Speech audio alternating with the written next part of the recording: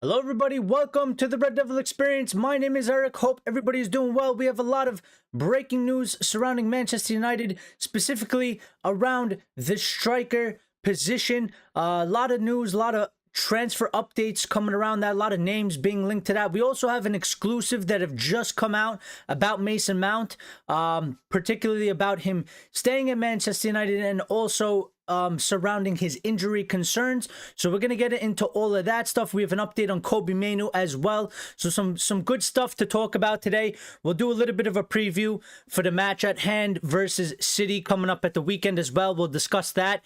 So it's going to be a good show, good discussion. Stick around, get involved in the chat. And if you can, please smash the like button because it helps the channel grow. And we need your help to grow the channel. We need your help to crack the algorithm. So smash that like button for us. And if you enjoy the content and you enjoy our community and you enjoy our channel, then please make sure when you subscribe you hit the notification bell icon so you get the notifications when we go live. We are live weekly, on a weekly consistent basis, and we will always be live after the Manchester United matches doing our Red Devil recap. As for that, let's go straight into the news, which starts off from Fabrizio Romano, letting us know that Manchester United have added 4 to 5 names to their striker target list and will make a decision based on budget availability. We got this update a little bit previously before, and of course, it obviously depends what we do, with the remainder of the season. If we win the Europa League, I think, the Europa League, if we win the Europa League is a do or die, depending on what we're going to be able to spend this summer, regardless of sales. If we win that Europa League, it opens up the wallet a little bit more for us. We don't have to per se maybe rely so heavily on sales, although sales will be a major factor either way, and sales are going to help us spend more. But if we get that European money and we get into the Champions League spot, that's going to be a huge boost. So it's very, very important. So hopefully Ruben Amorim and the boys can get it done. I feel like we have a very good chance. We're playing Lyon next week for the first leg, and I think it's going to be a good match. I think it's one that we should be able to win. We should be able to advance to the next round. We've done particularly well in the Europa League since Ruben has taken over. It's probably been his best, where he's performed the best, him and the team. So hopefully we get that over the line and we can get in some much needed help, because I think at this point we all agree that the striker position is one that is a 100% must in the summer. And some of the targets align with what we're asking for, some of the targets not so much. There's been a stronger consensus. I seen, especially after last match, that United fans are asking for the ready-made striker. They want the finished product. They don't want any more, I guess, experimental or potential targets in that position. I think in other positions it's okay to get some maybe younger players that we need to develop in certain areas, but in the striker position very much so. I mean, Xerxes isn't a 9, and Rasmus has been struggling. And I think many of us have made the argument as well that, unfairly to Rasmus, the plan was never for him to be the main striker. He was supposed to have a partner brought in with him with some experience, and it never happened, and it's been 2 seasons now, and we see how that was a mistake on United's part to just go with just him. I still believe in him. I think he can come good.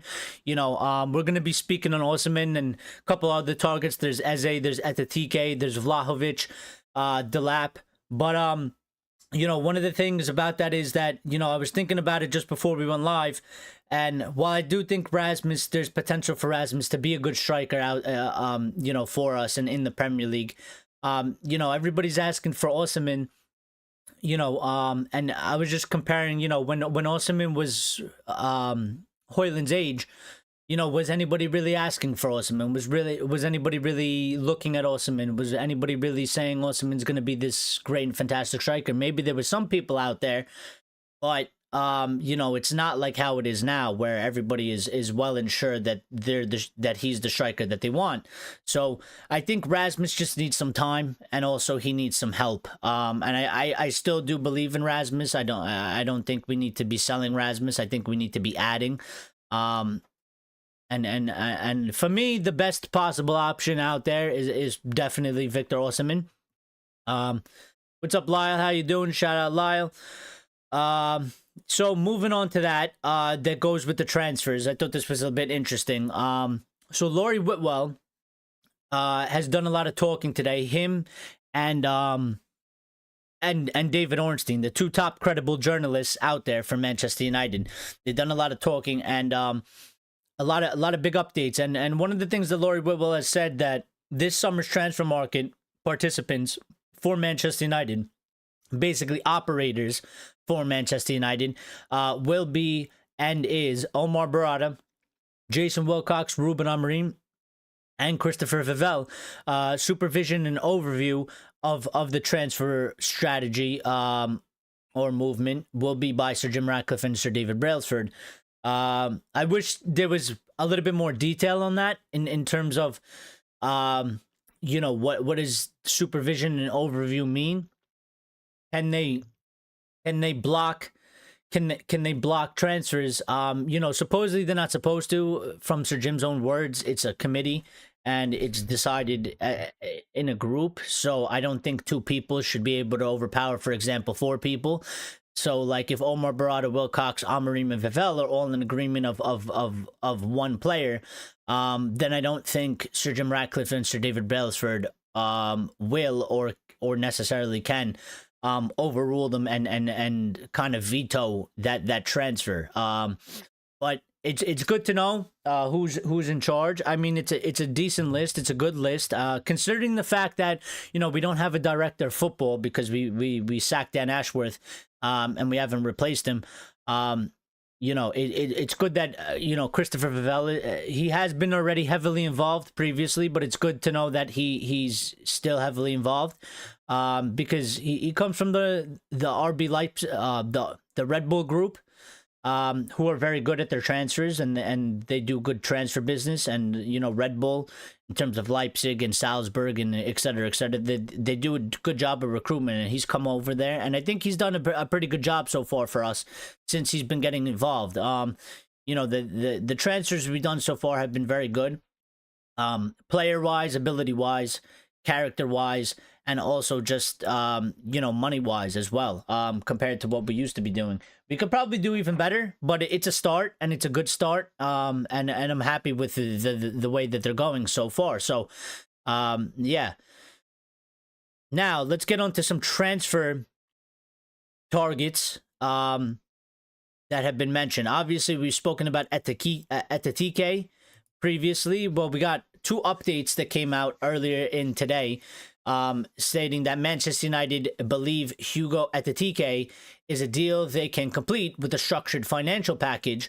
Officials are confident they can reduce the 80 million fee set by Frankfurt, with the player keen on a move. He is one of three strikers the club has narrowed their summer strategy to. Following that up, we got an update saying that Manchester United, Arsenal, and Liverpool are all hot for Frankfurt's Hugo Etetique. He will cost €80 million plus this summer, and PSG have a 20% sell-on clause.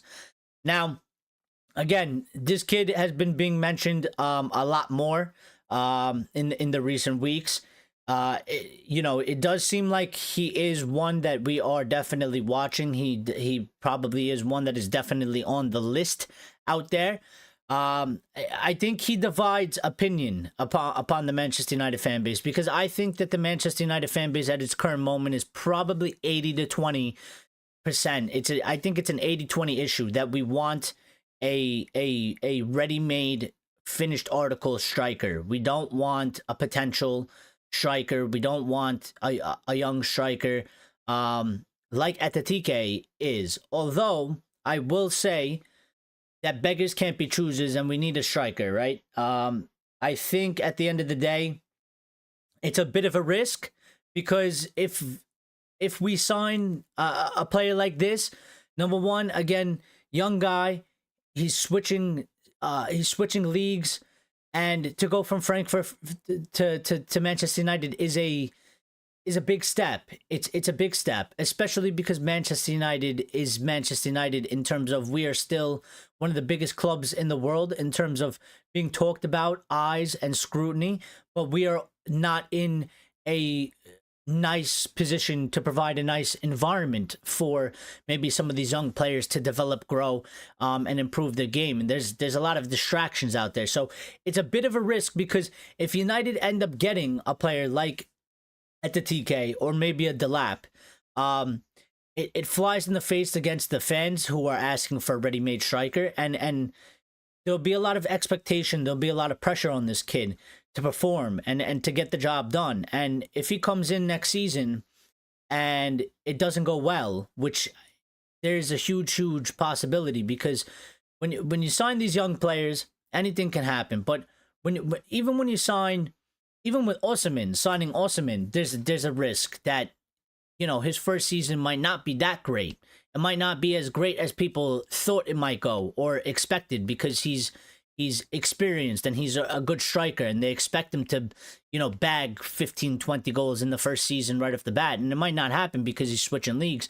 And these things happen to all sorts of players of all ages. But I think there's an increased percentage of it happening to a young player, you know, for this age, especially trying to be that main man at Manchester United. And also, you know, we don't necessarily provide our strikers with enough chances per se. So it's a bit tough. You have to demand, but you also have to have that respect. I mean, I feel like if Osimhen comes in, the players know what he's about. They know his name. They know what his talents. He's a little bit older, and maybe they, you know, subconsciously respect him a little bit more. Maybe they look for him a little bit more than they would about, you know, some kid at the TK coming from Frankfurt, who maybe has a potential for good talent but hasn't proven at the highest level. Maybe they're a little bit, you know, skeptical of his abilities when they're on the pitch. Maybe they're less likely to give him that ball. Maybe they'd give Osimhen a ball that they wouldn't necessarily give him because they don't think he might be able to handle it, you know? So I think it's going to be interesting. I think, you know, at minimum, worst comes to worst situation / scenario for Manchester United,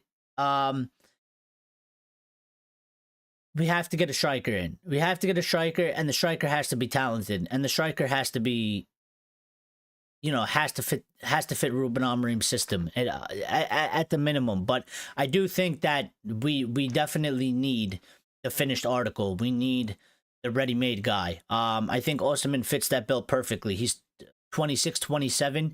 He can give us another good, at minimum, 4 years, which I think is it lines up with what Sir Jim and Ineos are planning anyway. They want to win the Premier League, they said, in the next 3 years or so. And so I think that Osimhen being here, he can lead the line for us. So I think, yeah, I would definitely go with him. But at the TK, I mean, like, you know, he's a good young talent. I wouldn't necessarily be against it. I'm obviously going to back him, and I'm going to hope that he, you know, does his best. But I wouldn't, I'd be a little bit nervous about it. To be quite honest. So, but we have this update about Eze as well. Manchester United are reportedly eager to sell the transfer seal. Sorry, Manchester United are reportedly eager to seal the transfer of Crystal Palace attacking midfielder Eze. Eze to Manchester United transfer ticks a lot of boxes, with the Eagles have supposedly set an asking price of around 50 million. Now this kind of feels like this kind of feels like a little bit of deja vu. You know, because we were in for Crystal Palace player last summer. It started around this time. It wasn't really the summer, but it started around this time. And we ended up losing him to Bayern Munich. And that was done and dusted, very fairly early into the transfer market. I think it happened in June. So this same sort of thing. Eze was mentioned last summer transfer window as well. He's obviously a good player. Premier League proven. Somebody that I think would add value to Manchester United squad, and I would definitely take him. I think he, is also he's multi-talented. He can play a couple different positions. He's interchangeable in that aspect, and I think he would provide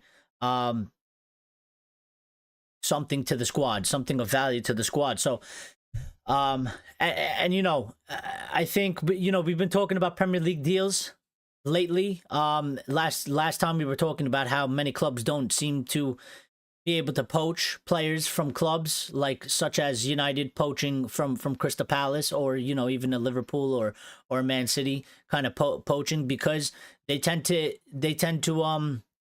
cost so much nowadays with all the other Premier League clubs getting more money and being financially better off. They're not really in a position where they do get held to ransom, and they can kind of stand their ground and hold their price and ask and acquire a significant transfer fee. And so what's been happening is a lot of clubs have been going outside the Prem because these players do cost so much. I think for a player like Eze, for 50 million, when Dibbling is being quoted for 100 million, when Adam Wharton is being quoted for 100 million, I think to get a player like Eze with his experience and his skill set for 50 million is actually a very good buy, especially because he's Premier League proven. He knows the league, and he should be well accustomed to it. There shouldn't really be such a transition period. Now, we've seen things like that where we've bought players like Harry Maguire, and he came in and he struggled. Lyle says Eze might cost a ton of cash. He might, but if this is accurate, Lyle, then 50 million I think is a good price. Now, if it becomes a sort of a transfer battle, or his price, they ask for a higher price. If they ask for 80 million, that's outside our ballpark, unfortunately. There's nothing we can really do about that. But I do like him as a player, and I think it would be a good deal and a good buy. And for 50 million, it fits right into what Ineos have been doing since they come in. So, I think as of right now, Ineos are trying to follow that sort of model that was at City, where you don't really pay over 60 million for a player, and try to keep the wages normal, and add in performance-based incentives to their contracts when signing them, so that they are incentivized. You give them a decently good wage, and that wage can get bumped up if you help the team get to the place where we need to get to, so that we can be a stronger and better club. And I do like Eze, so I think it's one to watch. I mean, we got a small update. I didn't bring it here to pop into the screen because it was sort of a one sentence, but Manchester United are looking at the midfield position as well, which is interesting. I mean, with Christian Eriksen leaving, and potentially Casemiro, I think most United fans would let Casemiro go. They would move him on. There's the issue, though, of Casemiro, because Casemiro might not want to leave. His statements as of late have not been ones indicating that he is willing to move away, which is definitely an issue for us that want him gone and see him kind of surplus the requirements and kind of want to, add to the rebuild, in terms of that Casemiro is up there in age and his legs aren't the greatest. I will give him, I'm not trying to slander Casemiro. He does still have something to offer out there, and he does try his hardest, and he does still have some skill set that he offers, and he has that wisdom and that experience as well. But I think majority, probably another 80-20 split, majority United fans would move on Casemiro and get in somebody fresher, younger, with more legs. So I see the chat is coming to live. RSV saying Cunha, Eze, Lee Kang-in, Cherokee, and Dorgales, in my opinion, ticks all the boxes as one of the two 10s. Fair enough. That's a decent list. I mean, Cunha, We don't know what's going to happen with Cunha because Cunha, you know, he can still come to us. I don't think it's like dead in the water from his last quotes. He said he wants to fight for titles and stuff. We would have to, I feel like if that's 100% true, I mean, it came from his mouth, but if he's 100% dead set on that, then, you know, we have some selling to do at Manchester United. You know, we really have to sell him the dream. We have to sell him the project. It's going to be kind of, that's a hard ask to do, considering when it's easier to just be like, well, look at Arsenal. They've done it for the past 3 seasons where they've been at least contending for the title. They've been close. They haven't done it. But, you know, if I'm Cunha, I'm looking at it like, well, I might be the missing key. I could go over there and help them push over the line. You know, and then there's also questions over Liverpool, what's going on there, because, you know, he doesn't fit necessarily that, position, but there's players like Van Dijk, Trent, Salah, potentially all leaving, maybe more. So maybe their rebuild is coming soon. So, you know, I think it's going to be kind of a crazy transfer window this season. I think last season was a little bit, kind of just normal. I think this season, I think there's a lot of things that are going to be happening. I think Manchester City are going to dip back into the market. And I think they're going to buy more players and they're going to try and rebuild it, especially after this season. Liverpool, I think Villa are going to get heavily involved, especially, you know, if they finish in a Champions League spot. You know, there's potentially Forest. I mean, Forest, they finish in a Champions League spot and they get in there. They might, I think they're definitely going to strengthen. I don't know to what degree, but they're definitely going to strengthen. So, it's going to be, I think it's going to be a difficult and tricky transfer window for Manchester United, but it's definitely a very, very important one, and it's one we're gonna have to figure out. So Stephanie is in here. Stephanie, big up yourself. How you doing? How are you feeling? RSV says Yildiz is one. Now that's one guy that I really like. I would get Yildiz for the number 10, definitely. So I don't know, you know, if we can actually, if that's a plausible thing right now. I feel like Juventus, they're struggling a bit for money. They are, and the Italian league is one that isn't cash. It's a bit cash strapped, so sometimes there's deals to be done there. I really like Yildiz. I think he would fit perfectly as the 10 in the system. But it doesn't seem like he's a concrete one as of right now. But we will see what happens. And Stephanie pointing out early live likes, please, people. Yes, the likes really do help. I see we got a couple more, so thank you guys for smashing that like button, because it does help the channel grow. And we're fighting the algorithm. The algorithm is fighting against us, is pushing us down, because I took a bit of a hiatus, so it wants to fight with us. We will battle against the algorithm, as we always do, and we will come out back on top, as we always have done so far. So yeah, thank you guys for that support as well. Smashing that like button, it does really help. We don't say those things just to say it. It matters. It really does. Temis, if I pronounce your name wrong, I'm sorry. Temis Gen Delicio says United. I want he wants Gyökeres, Eze, and Osimhen. Anthony Robertson to United is better for next year. Well, Gyökeres definitely would take him, or Gyökeres, however you want to pronounce his name. I think there was a little bit of a story about he's potentially maybe rejected United, but I wasn't able to find it, so I couldn't really bring that in. I saw some other channels talking about that. Apparently, you know, Gyökeres has maybe potentially rejected United, but I haven't seen anything concrete in that, so I don't know you know, where they were pulling that story from. And I don't think it's 100% dead set yet, so there's still hope for that. I would take Gyökeres as well. I like Gyökeres. For me, the top 2 transfer targets we have is Gyökeres and Victor Osimhen. They are the ones that tick all the boxes. They have the experience. They are the ready, set mold. And they are 2 of the top strikers that are actually available and able to get. You know, they have experience in Champions League and Europe. And they've been performing particularly well in terms of output and scoring goals. You know, Osimhen was doing it in the Serie A at Napoli. He's doing it in Turkey right now, and Gyökeres had a fantastic, whole year, and has sort of continued that even with the managerial changes and the changes at Sporting, which kind of threw off, the momentum a little bit in the team, but he's still doing pretty good. So those players, yeah, are very important. RSV says all those players that I've mentioned provide many key passes per game, constantly take on defenders, and are effective carriers and very efficient in front of goal. Well, we definitely need that. We definitely need that. So hopefully, we could get something like that. I mean, Eze is good.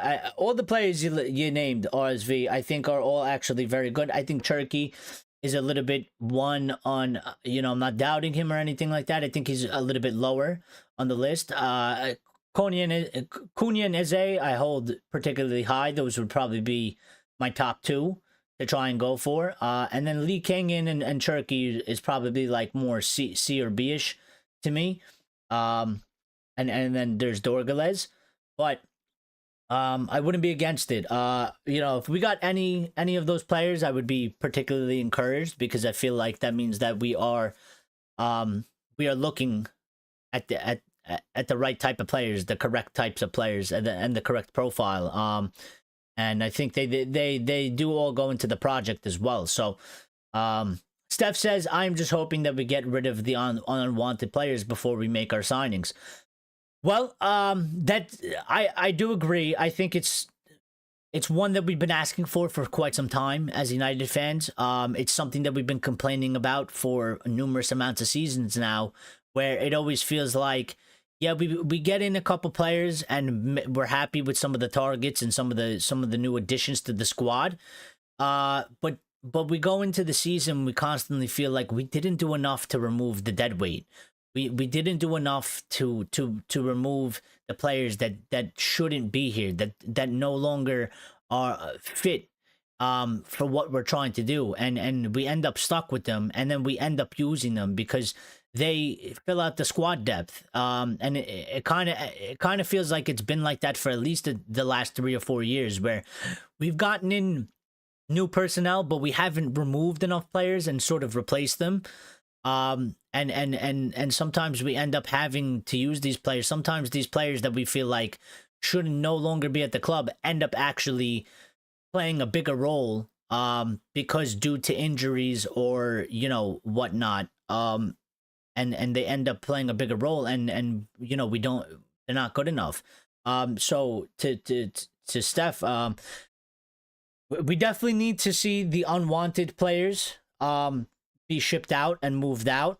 Not just because it's the proper process that needs to happen at Manchester United, but also because I think, again, we are in a position of sell to buy, regardless of if we win Europa League or not. Europa League, winning it, putting us in the Champions League is obviously going to boost the wallet. But I think even if we win Europa League, we're still going to need to sell to buy more. Because I think there's probably a lot of deals that we will be able to then do. We could do even more deals. I think right now, the way I see it, if we don't win Europa League, maybe we can do 3, 4. 4 would be kind of amazing. But I don't know if the fees would be, I don't know what kind of quality player you could get. Maybe we get an Osimhen and we get two or three sort of younger players for lesser fees.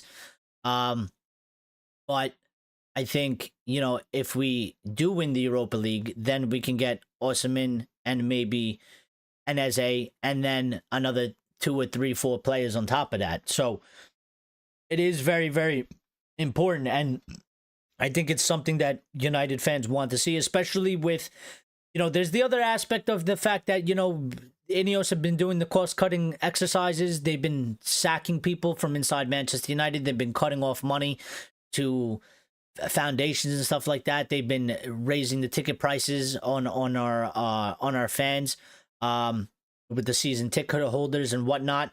And so there's also that viewpoint that United fans have been arguing that it's You're raising prices on us. You're taking away money from people that it's not their fault that the club has been shit and has gotten to this point, and you're punishing us. And we want to kind of see the players responsible, I guess, for letting the team down. We want to see them also, kind of be punished for it, and whether that's being shipped out and sold and replaced. So I think there's that aspect as well, that is going to be sitting in there. I think if we keep many of the same players, I think there's going to be an angry sentiment from the fans about that as well. So Lyle says, agreed to Stephanie, and we need to get them out early in the window. We also need to get our targets in early and not delay. Yeah, we do, but it's difficult. It's difficult, one of the things with getting them out early is that there's many options out there, and clubs aren't so desperate. And therefore, I think it takes a little bit away from our negotiation power when we go into negotiations. We're obviously, our situation's a bit rough because it goes both ways. Like, the news and the story is that United don't have a lot of money. We're kind of sort of looking for money. So that makes our hand a little bit weak because the other clubs are going to view it as we're desperate for money. At the same time, when we go to buy, there's clubs that they know that, they can't really try and rip us off as much as they used to because we are struggling for cash, and therefore we don't even really have the cash to be ripped off from. We can't even sanction a deal to be ripped off from anymore. Plus, I think that dynamic has changed a little bit, but yeah, it's a bit difficult. Obviously, the faster, the better. And hopefully we see some sales early, in June, late June, maybe early July. We get some of those sales because I think it's important for Ineos to set the tone and show that we actually mean business for the forthcoming up season. So we need that. And Lyle says also, what I hope we try and get rid of is the delays with our targets. We need to be clinical in our negotiations. Well, listen, I think, I think sometimes there is sort of delays, but I think with United, it's always a little bit different because we're so talked about that sometimes it seems like we take forever for transfers, but there's also a lot of leaks because we get the most attention and we get the most clicks, so there's something in that for leaks. But I feel like there's many other clubs where there's not as much, people don't care as much about what they're doing. And what happens is like no one's really paying attention that they just took 3 weeks to negotiate a deal. And when it gets announced or when it starts to get talked about out in the press, they're close to the signing, but nobody was paying attention prior to hand. So it makes it seem like, like Bayern Munich has just come out of nowhere and signed this player instantly. Why can't we do things like that? And I think it's like because people aren't really watching or listening to them there. It's also not really getting leaked out until it's close to being done, where the deal is pretty much done. So sometimes it's like clubs seem like they move very, very fast. Meanwhile, maybe they're probably taking a regular amount of time because transfer deals are they're complicated. They're not easy things to do. And there's a lot of things that go on in the background that we don't necessarily know about. But yeah, hopefully, it would make us feel good if we were lightning fast, quick. Just makes us look more professional, that we mean business and that we're there to, that next season is going to be a good season and a much better season. But we have a couple more updates that we want to get to. So there was one on Vlahovic, which says Dusan Vlahovic would like a move to the Premier League this summer. Arsenal, Newcastle United, Villa, Tottenham, and Manchester United have all been linked with the Serbia striker. Now, he's a little bit of an interesting one because I think it was a couple years ago, his name was very hot. He was performing very well. He seemed like maybe he was one that was going to come to the Premier League. It never really materialized.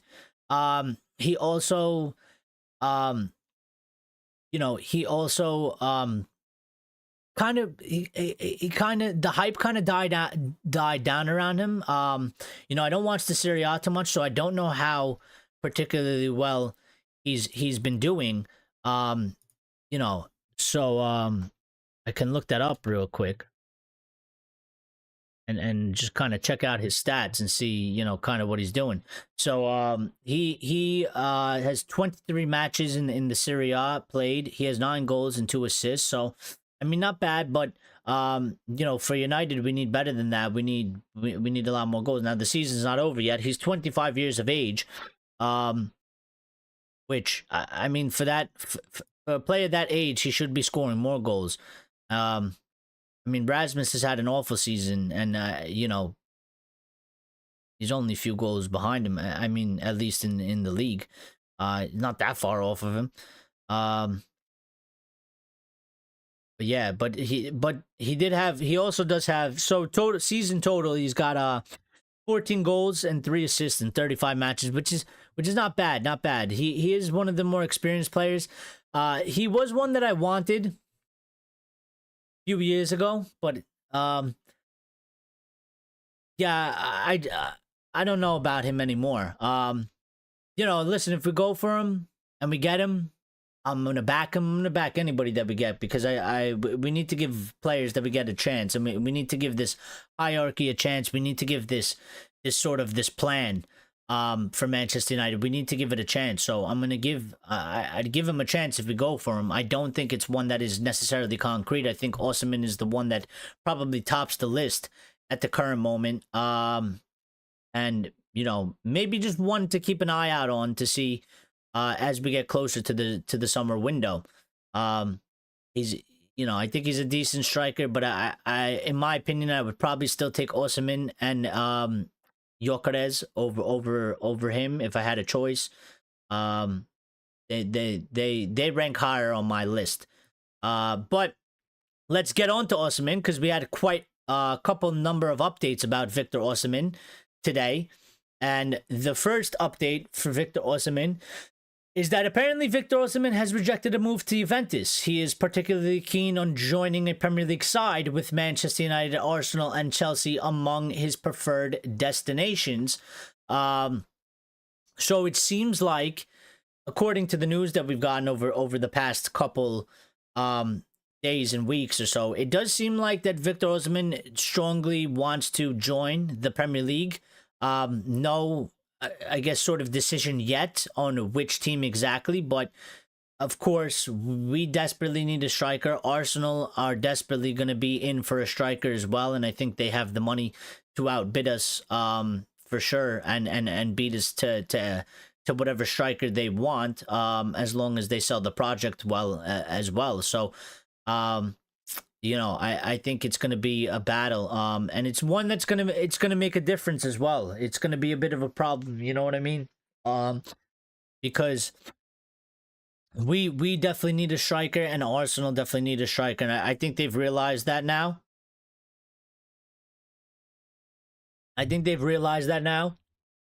And I think they're going to splash the cash on a striker, just like how they splashed the cash on Declan Rice, and Declan Rice has been instrumental in their team. Very, very good. One of the only players that they spent 100 million, and he seems like he's been worth, because that 100 million, I think he's been repaying them per season. 5-year contract, 20 million a season. I think he's been worth that. So they'll probably make the same argument for one of these strikers, whether it's Osimhen or Gyökeres, because that might be the final push for them to actually go and win the league. And then with us, it's one where we need to improve, and we need to score more goals. We need to win more games, and we need to get more points, and we need to get higher up in the table. So we need a striker of this quality as well. And unfortunately, if Osimhen's our number one target, we might lose him to Arsenal, or vice versa. If it's Gyökeres, we might lose our number one target. We might have to go with the number 2 target. That has implications in the season. Ray is here. Ray, how you doing? Hope everything is well. It's been a while. Hope everything is good. We're just talking about the striker options. A lot of striker news coming out surrounding United right now. So, Osimhen has been heavily talked about today, and we have this update now. We have more updates on Osimhen.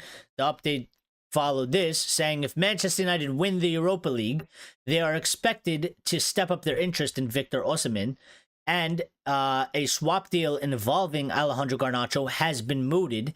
United are expected to seek early clarity from Napoli regarding their interest in Garnacho, with the club still open to a sale. So here we go again. Garnacho's name being, linked with the swap deal, with the move to Napoli, with the swap with Victor Osimhen. It's been coming out in the past couple days that Garnacho may still be sold in the summer yet again. Maybe some fans have changed their mind once again. Maybe more people are okay with selling him, and maybe more people are less okay with selling him than before. I still don't agree with it. I think people should keep in mind, whatever you think of him at the time or whatever he was, somebody like Anthony Elanga, who has been performing very well at Nottingham Forest, still playing in the Premier League, and performing particularly well. Many of our fans wrote him off, said that he wasn't good enough, or that he was shit at United. That's very well. That might be true, and that might be fair and well. But what nobody's saying is that he's gotten more time since the time he was at United. He's gotten more time. He's played more time. He's gotten more experience, and he's clearly developed and gotten better. And I think many people look at Elanga right now and they say, him currently at what he is, we would take him into the squad. And this is why players like this, I do not agree with selling them. Because I think it does. I think it hurts the team in the long run in the bigger project. I think Garnacho is one where he had a good season last season. He's struggling this season. He has things in his game he needs to improve. Maybe they won't change. Maybe he always will be a selfish player. Maybe he just won't be able to figure out how to decide when to pass the ball, when to dribble, when to hold it, and stuff like that. But I don't think we've hit the point where we can say that we've tried to work out these kinks. We've given him the time to improve. I think it's far too early to write off a player like Garnacho. I argued to pull him off in the first half at the match on Tuesday. But that's because he wasn't playing particularly well. He turned it around in the second half. He did better. He got shifted to the left-hand side, and he changed up his game a little bit. But, that doesn't mean I'm quitting on Garnacho. I think he is one that we should be keeping and we should be holding, just as Kobe Mainoo as well. Even Collier, even, these younger players, Amos, any of that place, we should be keeping them, developing them, and not selling them. Now, I think it's interesting that the story says that, if United win the Europa League, they will move for Victor Osimhen, and then kind of combines the fact that we'll win the Europa League, we'll be in the Premier League, we'll have more money, but we'll still do a swap deal for Osimhen and Garnacho. So I don't really know how much I buy into this whole swap deal thing. Swap deals are very rare. They're also very difficult to do. Maybe there's something here, because maybe Garnacho is very interested in going to Napoli, and maybe Osimhen is very interested to coming to United. But they don't tend to usually happen. If it does happen, it's not usually a direct swap deal anyway. It's independent transfer. I don't think we necessarily should be selling him, but it depends. It depends. It depends, because there are a couple players where Garnacho is playing right now. There are a couple players that I would argue are a little bit better, or better than him. They fit that position better. So if you can tell me that we for sure get one of those players, to take his spot, to take his position, then maybe. But I still just it doesn't really sit right with me. And I think there's a player there that we should be developing and nurturing and stuff like that. So we have two more updates on Osimhen. The other update followed coming from Stretford Paddock. Well, they're the ones that put it out, but Laurie Whitwell was on the Stretford Paddock saying that he said I've not been steered away from Victor Osimhen in a way of we're not going from him. So that leads me to believe there is some consideration around what could be done, and that has to do with he's talking from the Manchester United standpoint, basically saying that they haven't his sources haven't told him that United are trying to or are steering away from Victor Osimhen, like that they're not going to go for him. He is one that is on the list. He is one that is being strongly considered, and he is one that is a transfer target. I think there's factors, and number one is definitely the money factor. I think right now there's a lot of uncertainty in terms of, I think so far, I think we're not in a bad spot. I think we have a good idea of what targets we actually want and what we go for. The players that we have been linked to are all, they seem all very good players. It doesn't seem like we're not doing a deal where it's like Bastian Schweinsteiger at the end of his career, or like an Alexis Sanchez or a Di Maria, or to be fair, even like a Casemiro. It seems like we have a very good list already. I think the issue at United right now is that they can't say we're definitely going for Osimhen because they don't know the actual financials. They need the season to end so they know exactly where they sit, and then they can start making moves around what plan. Because I think right now, United have plan A, B, C, and D, and the plans very much rely on what we do with the rest of this season. If we win the Europa League and we get in Champions League, we can go forward with plan A and B. If we don't, we might have to do C and D. And then also we have to wait longer because we have to see, well, what players can we actually move on? What kind of fees can we get? What money can we get? If we go to sell Marcus Rashford, how long is that going to take? Is Rashford going to drag it out for a month and a half? Is it going to be an issue? Are we not going to be able to sell Marcus Rashford till late July, which means that we won't get some funds for that to help us for the squad until late July, which might make us miss out on players and might have to make us wait. So we were talking about speed before, but unfortunately, I don't think we're in the greatest position right now for speed. Speed is not really on our side because we have a lot of waiting and seeing, and we're kind of in a reactive position. Whereas, all right, if we get rid of these two players, we can go buy this guy, but we can't really buy this guy until we get rid of these two players. Well, these two players to do the transfers will probably take a month, so we can't go get Osimhen for 1 month because we can't afford him. We have to talk to him and tell him to wait for us. Then he has to wait for us. Well, that's a problem with Arsenal lurking in the water, because if Arsenal comes in, they go, here's the package ready, here's the project ready, you come in, let's get to work, let's go, because we're gonna go for the Premier League title.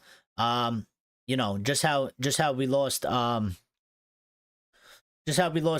his name to Bayern. They kind of came in with a ready set made plan. They were like, here's the project, here's the plan, here's the contract. You can wait a month and a half for Manchester United to try and figure out what they're going to do. Or you could join Bayern Munich. You'll be in the Champions League for sure, and you'll be fighting for the title for sure. And you'll be an important player to the squad. And he signed and was gone instantly. So, yeah, we got to figure those things out. Last update about Osimhen, coming from David Ornstein, saying that there is a feeling among Premier League clubs that Victor Osimhen is likely destination is Saudi Arabia. Now, this is interesting because Laurie Whitwell said earlier that he said this. No, that wasn't him.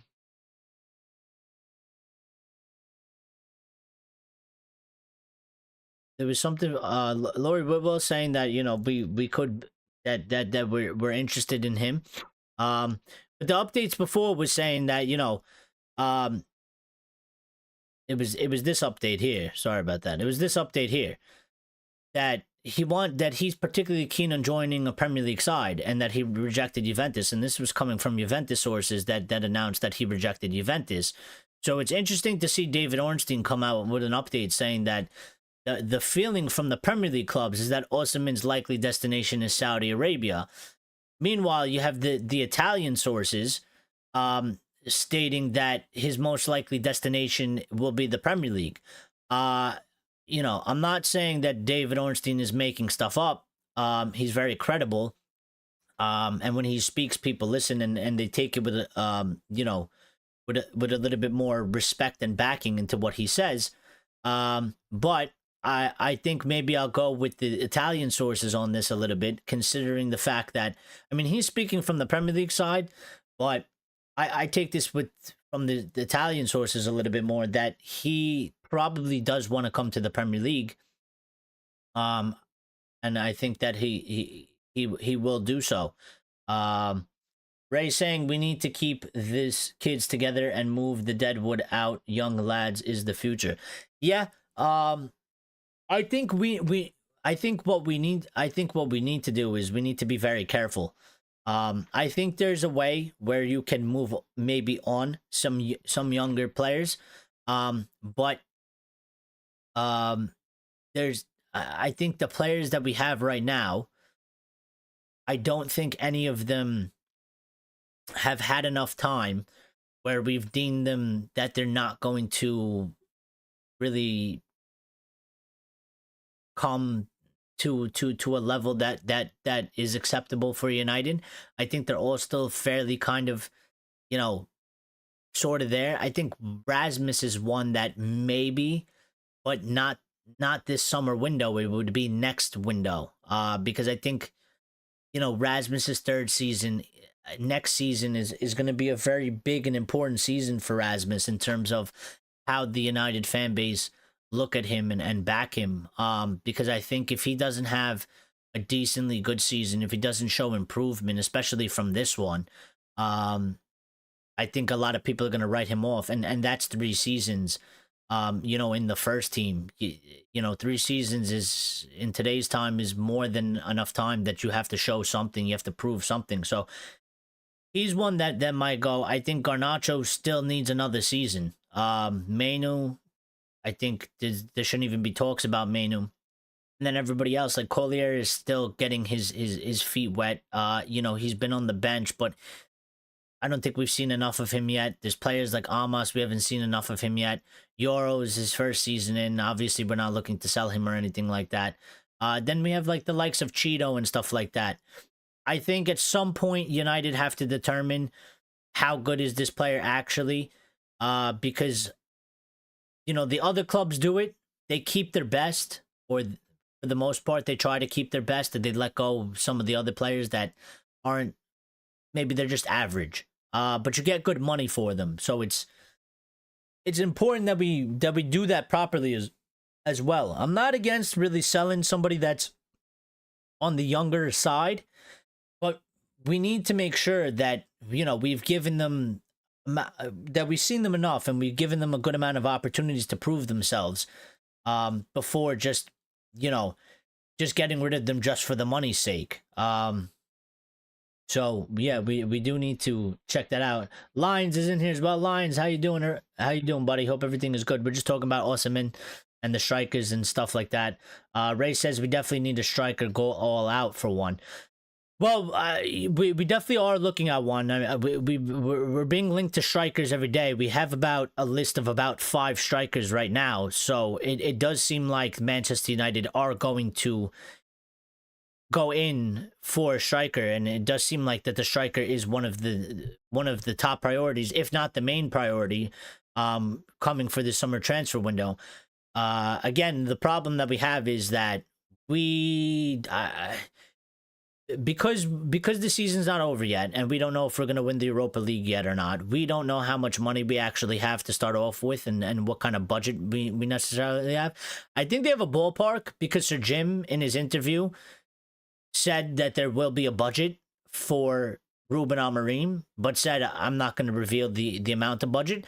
Now, that's either because well, he might have done that for a couple reasons. One, either he doesn't actually know 100% the amount. So for him to say, for example, Ruben's going to have a budget of 100 million. Meanwhile, if we win the Europa League, he could have a budget of 150 million. Or it could be less. So maybe that's one of the reasons why I didn't say that. Also, another reason is that I think it keeps the club's financials quiet on the inside, because, for example, if Sir Jim came out and said Ruben Amorim will have 250 million to spend, well, then the clubs that we go to do business with, they know we have money, or they know we're going to have money to spend, and therefore they're going to be asking for a lot more money. Whereas the perception right now for United is that we are broke, we're struggling for money, we don't have that much money, we're trying to do a deal with you, you have to work with us. Especially if nobody else is in for the player that we're going in for. Clubs will be more understanding in terms of, all right, yeah, he's a good player, we'd probably demand 80, but we know that United can't afford that, so we'll do a deal for 50 plus incentives or something like that. So it's important. So, what have you missed? Well, we started off the show just talking about there's a striker list apparently for United with 4 to 5 people on the list. We talked about transfer operations in that Omar Barada. Here, I'll bring it back up. That Omar Barada, Jason Wilcox, Ruben Amorim, and Vivel are going to lead the transfer window this upcoming transfer window. We then spoke about Eberechi a little bit. With that, United believe Eberechi is a deal that they can complete with a structured financial package. Now, officials are confident they can reduce the 80 million euro fee set by Frankfurt with the player keen on a move. But then that update was come out from the German source Bild, saying that United, Arsenal, and Liverpool are all hot for Frankfurt's Hugo Eberechi, and he will cost 80 million plus euros this summer, and PSG have a 20% sell-on clause. So I don't know.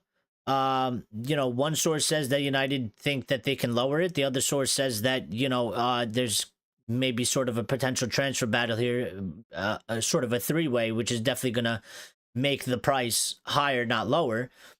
We talked about Eze a little bit. Apparently, United are eager to seal the transfer of Crystal Palace attacking midfielder Eze, which is good. There's some news about Mount that we haven't gotten to yet, which has to kind of go with the whole midfield talk. And we talked about Vlahovic, one-off Vlahovic. Maybe there's some interest. He seems like he wants to come to the Premier League.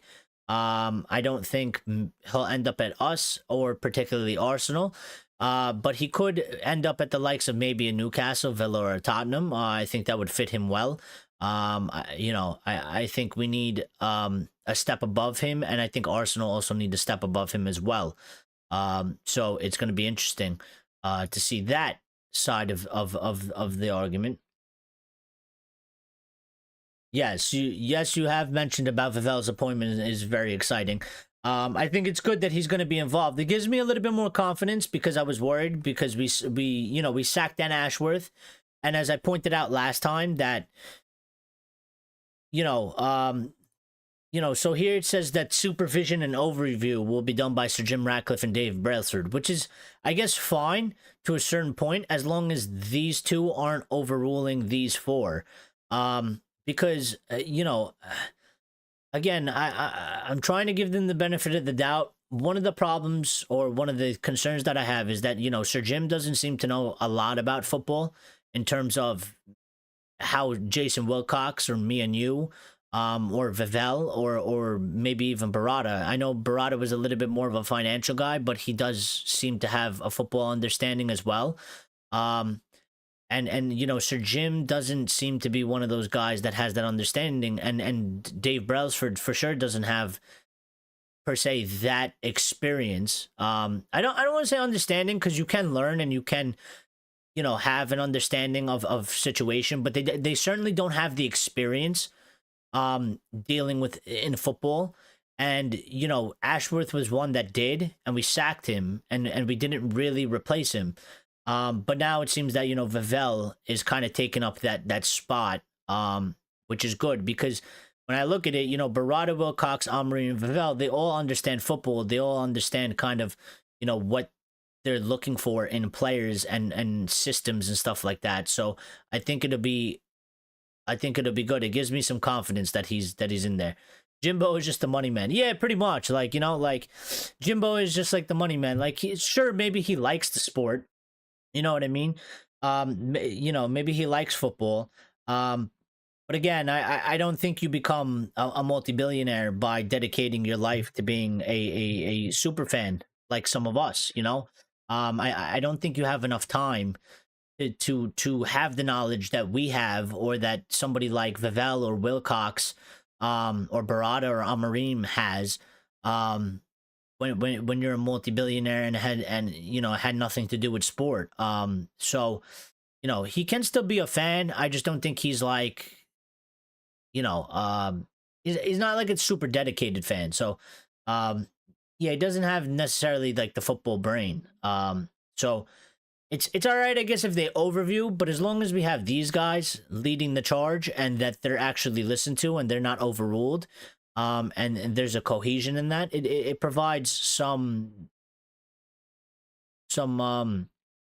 confidence, at least for me, on the report. We have a couple more updates that I want to get to. We have something on Mason Mount that came out right before we went out, which was very, very interesting. But this short little update about Delap, he's another one that's been linked to United, another one that's being discussed and that's apparently on this list of 4 to 5 targets for the striker. He's another guy, young guy, doesn't necessarily fit the mold of what the United fans, the majority of fans, are asking for, the ready-made proven striker. But Laurie Whitwell, when he says things, we listen, because they're considered top tier and more credible than others, and said there's serious interest from Manchester United for Liam Delap. And the second update about that was from David Ornstein, chiming in on Liam Delap, also saying, I expect him to move, with Chelsea and Manchester United among his many suitors. So two of the top credible journalists, UK journalists, have both come out saying something about Delap today. So I do believe that he is one that is also definitely on the list, and one that is definitely being considered. Again, Ekitike and Delap, I think, are more of plan C and D. And, when you say plan C and D, it makes it sound like they're not very good. I don't think that's necessarily the problem. I take a look at that list of, if you tell me the list is Osimhen, Gyökeres, Delap, Ekitike, and I don't know, Vlahovic or something. I think that list of strikers is actually a very good list of strikers, but two of them fit more of what we've been asking for. The other two is something that we will take them, we will back them, and we will sort of be excited about it, but it doesn't fulfill that requirement of that they are ready made. Delap is not ready made, and Ekitike is not ready made. They're not the finished article. And United fans are really set on that. We need a finished article striker. We need somebody with experience and talent that's already there, that can lead the line for us. We need somebody to go out there and lead that line. And also just for the fact of that, sometimes when I watch our matches, I almost get this feeling of like, I don't know what happens in training, but I feel like sometimes some of our players are hesitant to give Rasmus Højlund the ball, because it's almost like a subconscious thing of like, they know that he's limited in certain areas, so therefore they don't give him the ball because they think that he's going to lose it, or that nothing is going to happen from it, which I actually think is a mistake. Maybe they're right in terms of that, it happens in training and they know his limits, they know his weaknesses, and therefore they don't give him the ball. But I disagree with that, because you have to take the chance in a match. You have to provide the opportunities and let him fail or let him succeed. And I feel like sometimes maybe it's a little bit subconscious from our players, where they almost sort of hesitate to give him the ball. Whereas if you got a more experienced striker, you get a Ronaldo, you get an Osimhen, you get sort of this proven goal scorer, and that hesitation kind of goes out the window, because there's just more belief in him. You're just gonna feed them the ball because there's this sort of feeling about them that they're gonna do something with it. So there's less hesitation. There's less, there's more confidence in them. So I think that's important. Coming from a mentality sort of aspect, because sometimes when previous matches, I'm like, I look at it and I'm like, they don't like Rasmus. They must not get along, like personality wise. There must not be this sort of chemistry. Maybe it's because Rasmus is sort of this young guy, and some of these other guys, maybe they just don't have the same type of culture or whatever. They don't really hang out outside of on the pitch, on the training ground. And so maybe there's not really that click. There's not really that chemistry. But then I think, and I'm like, maybe it's because he's not proven yet, and therefore they have a little bit of, they reserve a bit of judgment about him. So,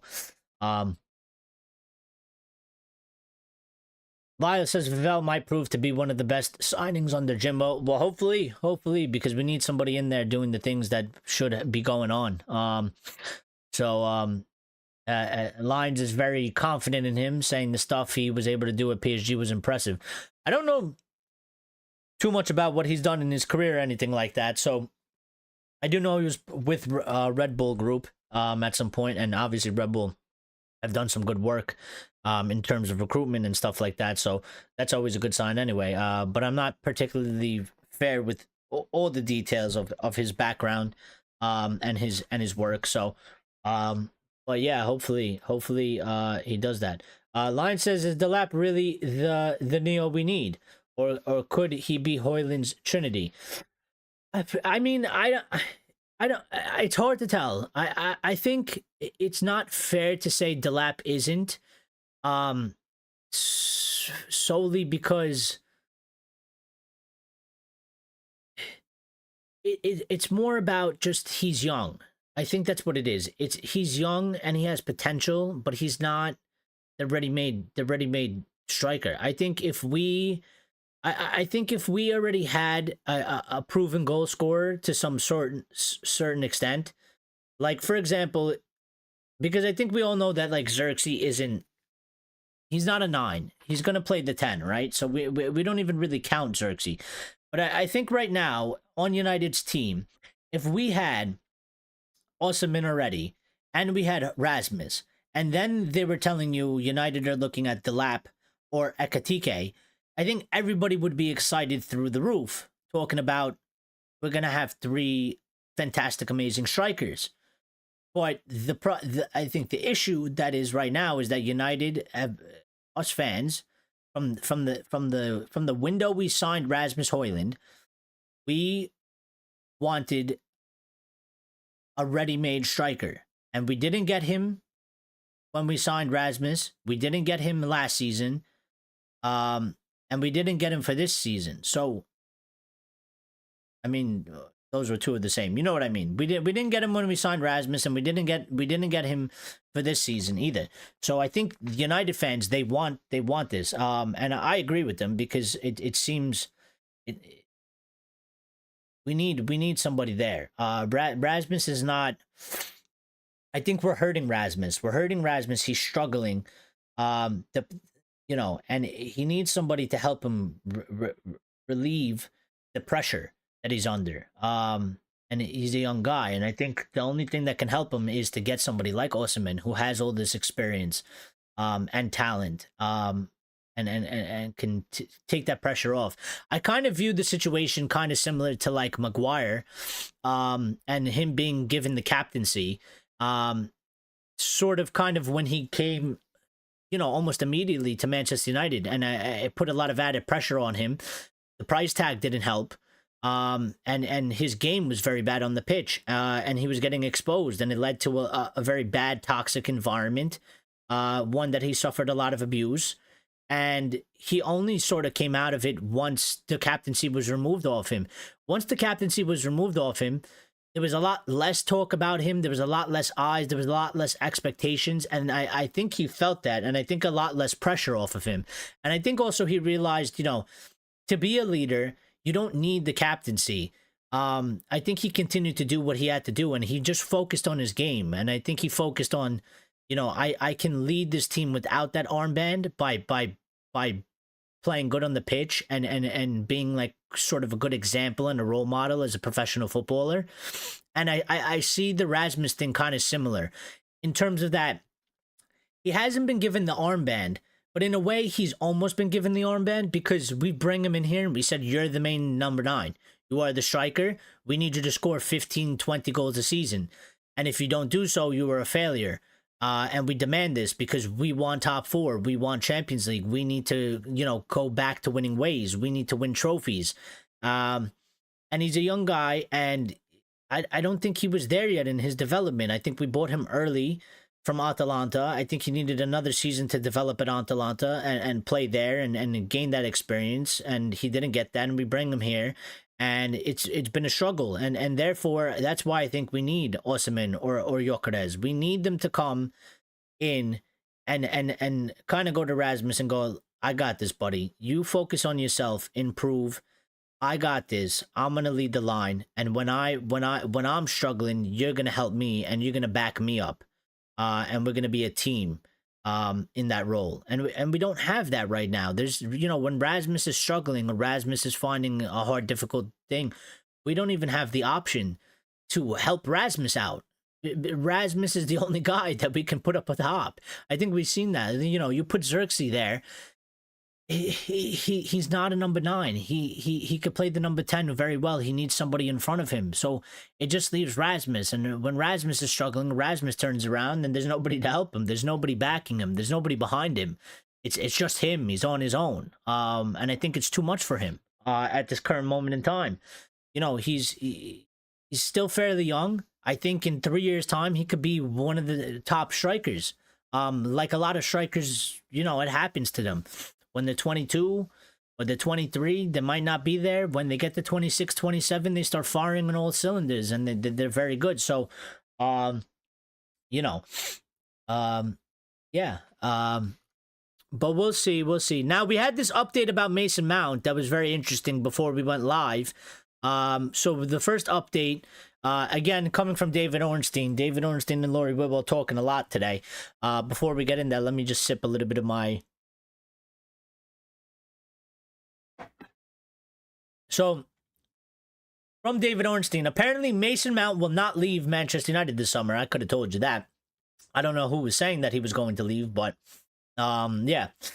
So, Manchester United will be focused on keeping him fit because they think he is a great fit for Amorim's setup. Furthermore, no club will offer United the level of money to produce a profit. So, I think it's fairly fair from David Ornstein. I think that one, you can definitely take with confident backing that it's pretty accurate. I didn't believe for a second that Mason Mount was going to leave this summer. Even though we were saying, if he does sustain another injury, we got to move him on. I don't think that it would have happened this season anyway. Like, even if he gets injured tomorrow, which please don't let him get injured. But even if he gets injured tomorrow, and he's out for the rest of the season, I don't think we would have been able to move him on in this summer. It'd be one that we would have to do later on. But I think it would just come to the determination of, we must sell him when we can. But Ruben Amorim's comments since he's arrived here, he's had nothing but utmost praise for Mason Mount. I think Ruben Amorim literally has dreams of Mason Mount playing, not in that way, playing in his system, because he's done nothing but, glowed Mason Mount up, talked about how good of a player he is and how well he's going to fit into my system. And I think Amorim is super, super desperate to figure out how do we keep this guy fit, because he is going to be so important to my team, and we need to keep him fit. Like, if we figure out how to keep him fit, and I know United fans don't want to hear this shit because this has been like the PR over the past 10 years. But if we can actually keep Mount fit and actually have him play, he will literally be like a new signing for Ruben Amorim. Lion says, not like my dreams are sure. Yeah, we don't need to know about that either. Hopefully they're good dreams. But we said the same thing about Shaw once upon a time too. Unfortunately, I don't think there's any way back for Shaw, and I'm sure he tries his best to try and stay fit, but it seems like a lost cause with him, unfortunately. But I think with Mount, there's still a little bit a sliver of hope. And I hope we do sort it out, because I actually don't want to sell Mason Mount. I actually think that there's a good player in Mason Mount. And I think he actually will provide something very important dynamic in Ruben Amorim's system and formation. I think Mount playing in one of the 10s, I can even look at it as, just imagine, many people would play Bruno deep, which is fair. You can do that. But just think about the interchangeability. We could play one match where we have Osimhen up top, Bruno and Mount playing as the 10s. And then in the midfield, you could have like Meno and Ugarte or whatever. Right? Or you could swap vice versa. You could have Meno and Mount. You could drop Bruno back there, play him next to Ugarte. I'm thinking about what we have right now. You could even have maybe Xerxes and Mount. Drop Bruno deep. Having Mount actually available and playing and on a consistent basis for a long period of time would significantly change the dynamic of our squad and what we would be able to do. And I think there's a good player in there. We just need him to stay fit so that we can get the best out of him. Which follows this up by going into this, which is that this was an exclusive right before we went live. You won't find this anywhere else from anybody else's YouTube channel that went live previously. This is an exclusive coming from a person named United Scout, who has insider information. And has been proven insider information. I don't listen to these ITKs, but this guy, he's very good, and he's been very credible, and he's been very consistent. So we take his word as it goes. So the exclusive for Mason Mount goes as this: understand in recent months that there has been discussions on sending Mason Mount to a private clinic in Switzerland regarding the reoccurrence of injuries. Manchester United feel this is a valid option, as in theory it would prevent or limit the amount of injuries. If this option was chosen, he would be out for around 6 months, although they'd expect that if that was the case, he would then be a lot less injury prone. Keep an eye on this if his injuries continue. And I think this is actually this is a huge update, but this is a very interesting update, because United are they're aware of the reoccurring injuries, and now it seems like we are in a spot where we have to make a hard call. Because if you do this for Mount long term, they say that supposedly he will be very less injury prone, which will make him more available, which is exactly what we were just talking about. The problem with that is, if you go down this path, he's going to be gone for another 6 months. Which is not ideal, because we want him in the squad ASAP, and so does Ruben Amorim. And if you do it now, 6 months, he'll miss preseason, he'll miss the beginning of next season, and he'll come into the middle of a season. So it's not ideal. Now, we can choose to try and see what happens with Mount, which is apparently what it seems like they're going to be doing. It seems like they're going to, I guess, give him the benefit of the doubt right now with his injuries. He's back. He's on the bench. He played last game. I think they're going to see where it goes from here.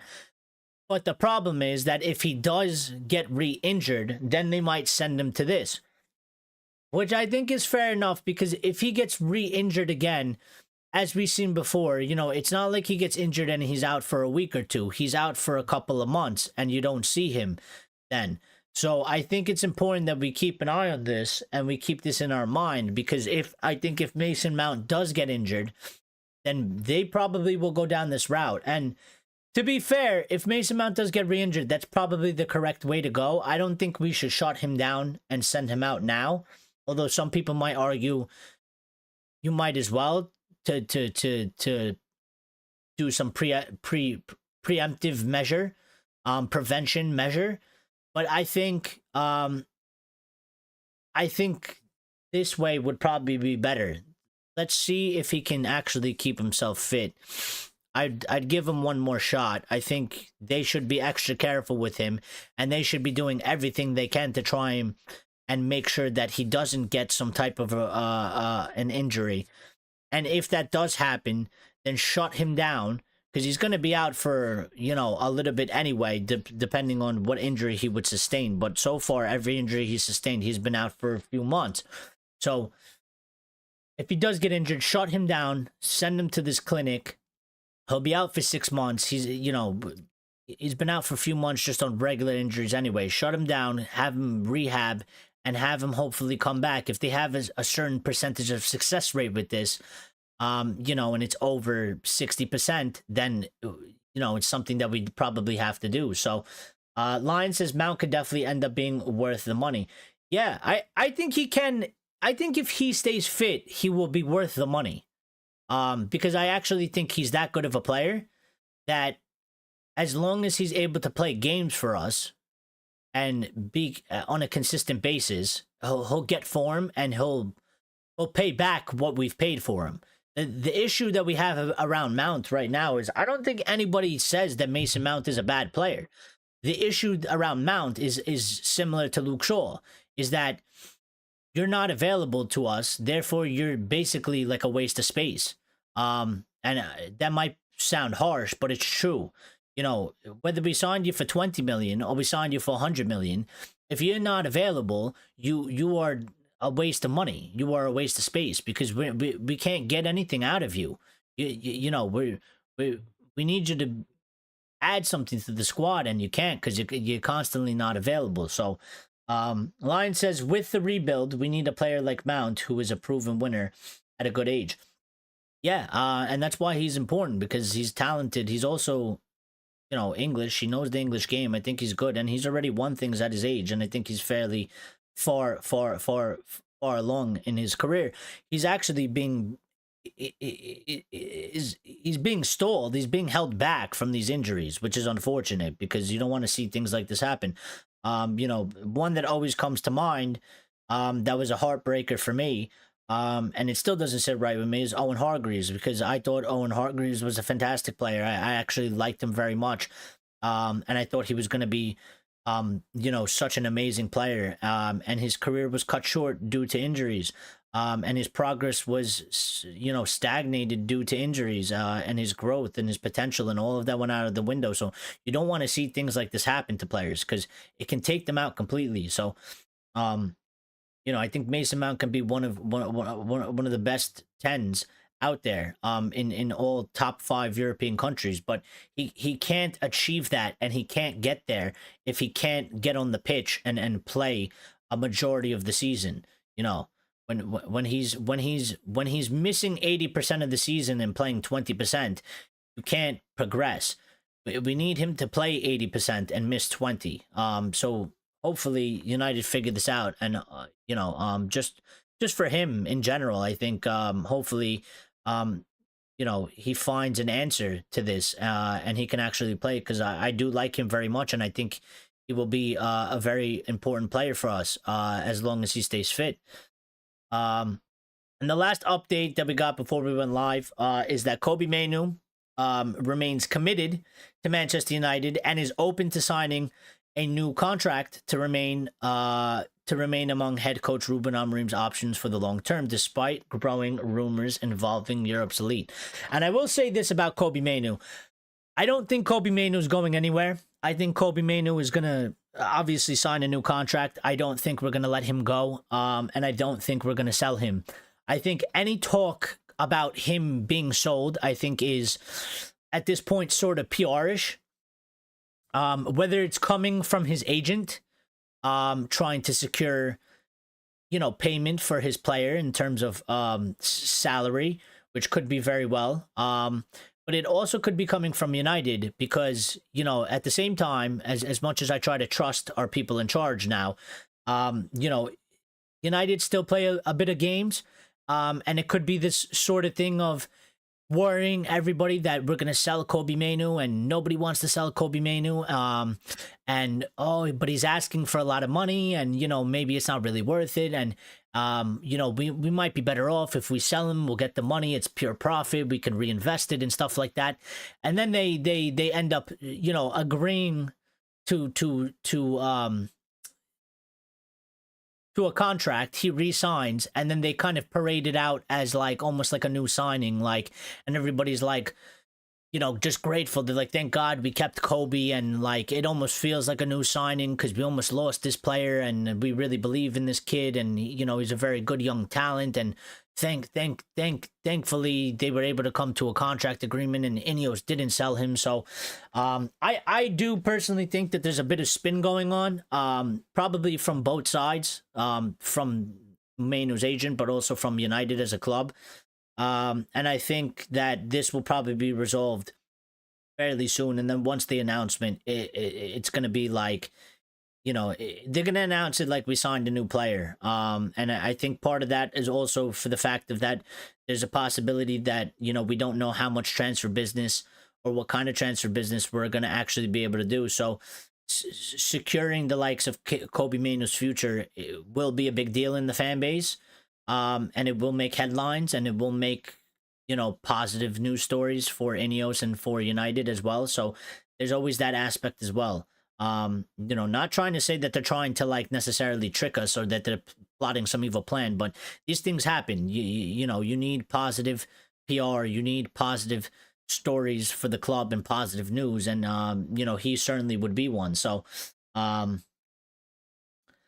Lion says, so that leads into a conversation I had today. When a player's injured, does the insurance kick in to pay any part of their wages, like if you're off sick for a longer period from work? I don't know how that works. I assume, I actually don't know if they even have necessarily insurance. I'm sure they have some type of insurance, but it's never talked about, Lions. And the way it's always talked about is that the club pays the wages. So I don't know if it's different because they're elite sports players and they have contracts, and therefore in the contracts it must say somewhere that they still get paid their weekly wage even if they get injured, because I guess injuries is part of the job. It's a little bit different than I guess a normal job. Like if you work construction, like yeah, do injuries happen? Sure, but they try super hard for you to not get injuries. And when an injury happens, in a regular work environment, it's deemed as a very bad incident. Now in football, obviously you don't want your player to get injured, but it's accepted as like it's part of the game. Like injuries happen. You can try as much as you want to prevent, but they will happen, and they do happen. And for the most part, I mean, there's always the one or two incidents, but for the most part, when a player in sport suffers an injury, it's not usually life threatening. Whereas, like if people suffer like a work injury, they tend to be a little bit more life threatening. People lose fingers, hands. Stuff happens, like they get hit in the eye with something, or their face, or their legs, or something like that. So I think it's very different. I don't know if there's actually insurance involved. Which something interesting to look into. Maybe I'll grok it later, and I'll ask the AI and see if it could pull up what happens. Something not really talked about, but yeah, I think that's kind of interesting, actually. I wonder if they do get involved. I don't know. Lion says, so next week, Wheeler Dealer will have another story with an even less wage demand from Maino. Well, yeah, I mean, these things happen. Listen, we try not to go too hard into the journalists in these types of things. I mean, sometimes they do only put out what they are fed, and sometimes things change, and maybe one day that information was correct, and then the next day something has transpired and that information no longer is correct. So when Chris Wheeler puts something out, I assume it's not because Chris Wheeler's sitting there at his house typing away, just making up shit for the day. Just, I don't think Chris Wheeler wakes up in the morning and says, all right, what transfer story can I make up today in the soap opera of Manchester United? I think he's given a piece of information that he deems credible by somebody that's close to Manu's camp or something like that, and he then therefore puts it out. Now, who's giving him that? I would always blame, like, obviously it's not Mano, and it would be his agent, because his agent is doing agent things for his players. So, it's a game. It's a game we always play. It's a game we always play. Yes, he is. You think he is, Lions? Nah, I don't think Chris Wheeler's that bad. I think he's all right. He's not Romano, he's not Ornstein, and he's not Laurie Whitwell, but I think Chris Wheeler is decently credible. Most of these journalists are. I mean, the Sun is one that they literally just make shit up, so we don't listen to them. For sure, but yeah, I mean, no, I don't expect any problems with Kobe Mano. I think Kobe is gonna stay.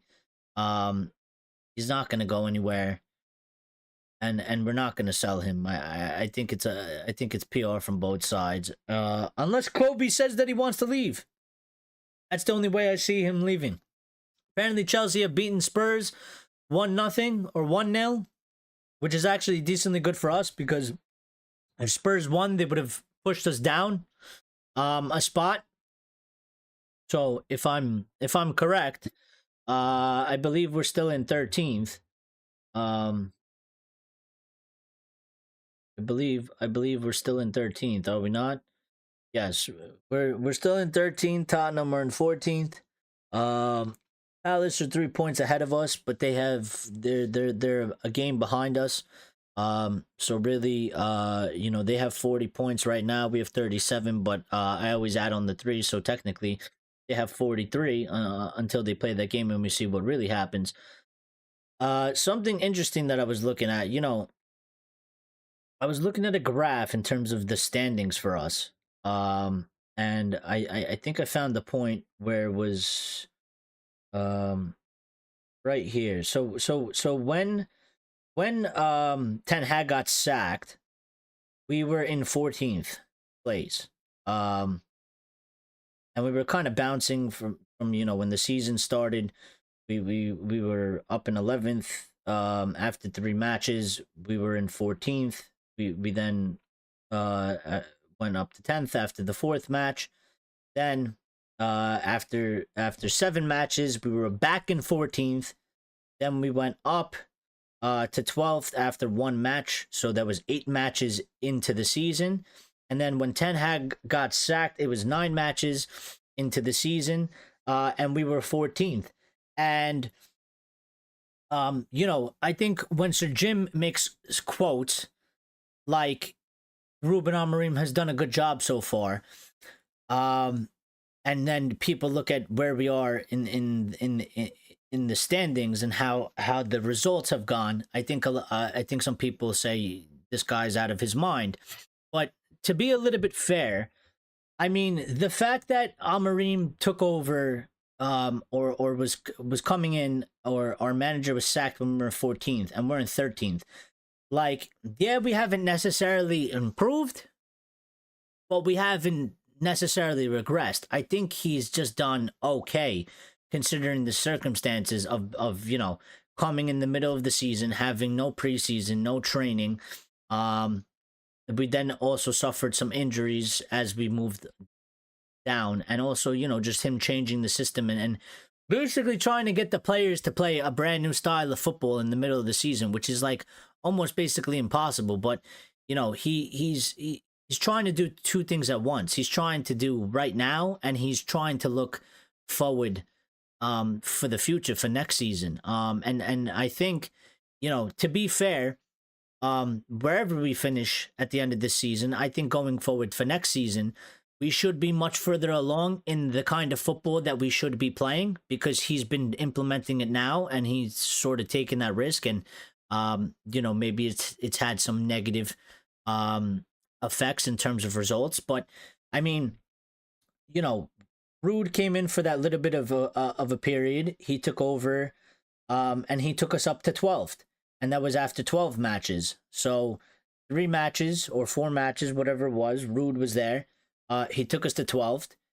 We were 12th in 12 games, and then Amorim came in, and we kind of just went from 13th. We were just hanging around 13th, went to 14th, still 14th. Then we went up to 13th.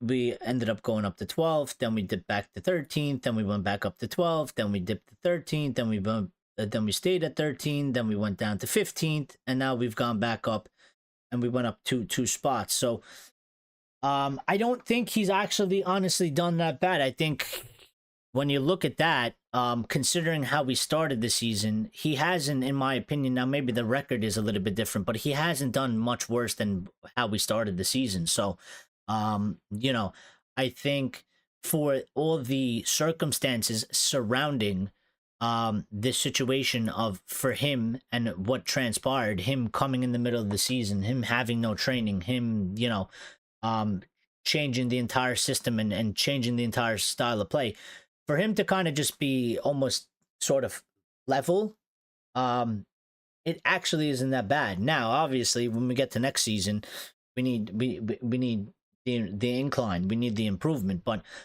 considering the circumstances, I actually almost agree kind of a little bit with Sir Jim's take that he's done a good job. Now, when you say good job, many of us think, no, good job would have been like taking us closer to 6th and 4th. Like that, we would have considered a good job. But yeah, I think it's choice of words. I would say, I wouldn't say he's done a good job. I think he's done, like, he's done okay. He's done okay. And I think he could do much better. So I think he's told he needs to get a set amount of clicks for a week, maybe. Well, they all do, right? Compared to how we were playing at the start and how we played on Tuesday, I would say he's doing a grand job. Yeah, I think we need the results. We need the results to kind of to kind of back that, right? And also I would say, Lion, we need to see it on a more consistent basis. I mean, I like the way we played. I think we were unlucky to lose that match against Forest. There was obviously some things that we still need to improve on, but I think in terms of the build-up play, and the awareness, the positional awareness of the team, and even kind of getting forward, I think it did seem improved from previous matches. We seemed more on it. We seemed more like kind of like we knew what we were doing to a certain extent with the players on the pitch. Next step is, like, we need to see that consistently going forward and on a consistent basis, and we also have to see it improve. Like it's it's not perfect. It's not like elite yet. It can improve for sure. So I think next step is, like, we see that on a consistent basis and we still see it improve, and then you have to add that with getting the results, because the results will solidify that. It'll give something for the fans to actually really get behind and be like, okay, I've seen the bits of improvement. It's taken a bit of time, but it's improved, and now we're getting a little bit more results. We're getting better results. We're getting better performances. So I'm backing this guy to the T. So yeah. But before we get out of here, I'm just gonna check the news real quick to see if we got anything while we went live. Diego Delo is speaking on Ruben Amorim. Which I guess we could do those quotes. Mr. Freedom played a game. Some of our fans pointing out that he won 1 out of 7 duels today. He had 0 out of 2 successful dribbles, and he missed 1 big chance. And apparently was Chelsea's second worst player of the night. Well, that's what Freedom gets you. So, as long as he's free, though. We did get something going about Delap as well. To to go into Delap. This came out about 30 minutes ago, saying Manchester United have made internal discussions regarding Liam Delap in recent weeks, and looks like there's ground to the recent stories. He's high on the shortlist, being heavily influenced by Wilcox. Even if Ipswich get relegated, United may not pay the 40 million release clause and propose a structural deal in installments. And this is coming from Sully Talks, who is putting that out there. So, yeah, I think Delap is definitely on the transfer list. You know what I mean? Because he has a 40 million release clause. Ipswich are most likely going to get relegated. And I think it's going to be one of that, like, again, I don't think he's A and B. He might be C or D. If we somehow lose Osimhen and Gyökeres, or we can't afford to buy either one, then he's one that fits the bill better, because he's 40 million. He's had a season in the Prem. He's also played in the Championship, so accustomed to English football and stuff like that. So yeah, that's interesting. Apparently, the new Manchester United stadium that we are building may host the World Cup. I think it's the Women's World Cup, though, right? Is it not? World Cup 2035 in the UK. Well, this is why we also need a new stadium, because see, yeah, the ground will be ready for the 2035 Women's World Cup. Well, even so, like, the state of Old Trafford right now, they wouldn't even let Old Trafford be a part of that. Especially you're talking about 2035. I would only like, yeah, we were gonna revamp it, but I mean, the state. Anthony Alenga said that he didn't want to celebrate against United. The club means a lot to me. I started there when I was young and have a lot of respect for the club. Hopefully they'll turn things around, improve, and get even better. I'm sure they will. Which is all fair and good, and I respect that. But he certainly played like he had a point to prove against us. And he absolutely just made us look bad, and kind of went into the narrative of all these players that leave United somehow become very good once they leave United, and he certainly didn't help that narrative, because he basically ripped us apart, and he was the reason why we lost too, because he scored the only goal in the match. So 1 hour ago, another update saying that Manchester United are interested in Bayern Leverkusen's defender Piero Hincapié situation and future plans. He has a release clause of 42 million. So first I'm hearing about that, but maybe that's another one to keep in mind. 42 million, he's got a release clause. I think these players with the release clauses are ones that we definitely have to keep an eye out on, especially when you're talking about in the ranges of 40 to 50 million. Those are ones that we definitely will be able to afford. And ones that we're definitely going to be able to be looking. They fit right into Ineos's transfer strategy so far. Players 30, 40, 50, no higher than 60 million. And a decent wage, no higher than 200 K probably. So here's the story about Gyökeres. Manchester United might be even closer to missing out on a key summer target Victor Gyökeres as Arsenal step up their attack for the striker. Earlier today it was reported that conversations had begun between Sporting and Arsenal about a move for Portuguese side striker. Somebody has reported that Arsenal have now been granted permission by Sporting to begin discussing personal terms with the Swedish striker.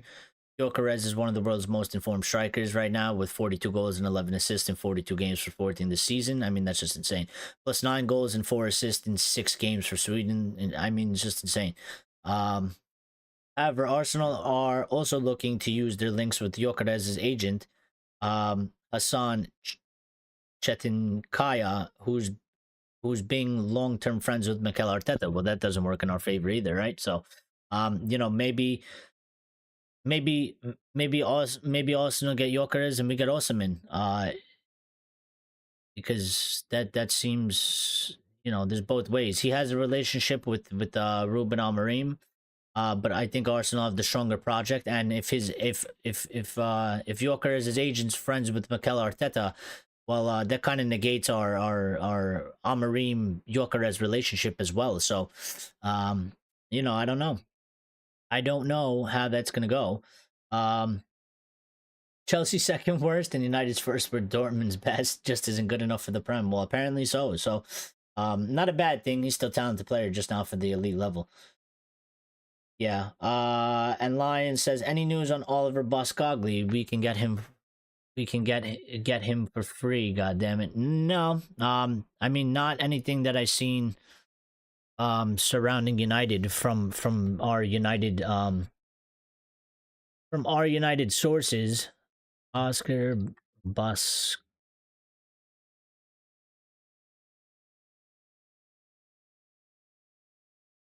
Oscar Boscogli. Let me just see if we'll search it up.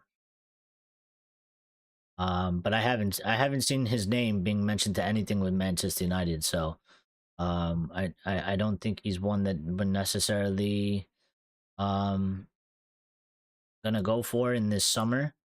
Maybe. But yeah, I haven't seen nothing about that.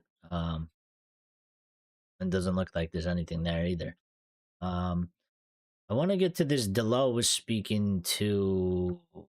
Delo had some words apparently talking about Ruben Amorim. Delo said. Delo spoke on Ruben Amorim's first Manchester United training sessions. He said it was funny because sometimes he was so used to it in the beginning to speak Portuguese that he would start speaking Portuguese to all the players. And the players were like, boss, come on, you're speaking Portuguese. And he was like, oh, sorry. He started already with English, but it's a normal adaptation. I've been there. When I arrived, it was exactly the same.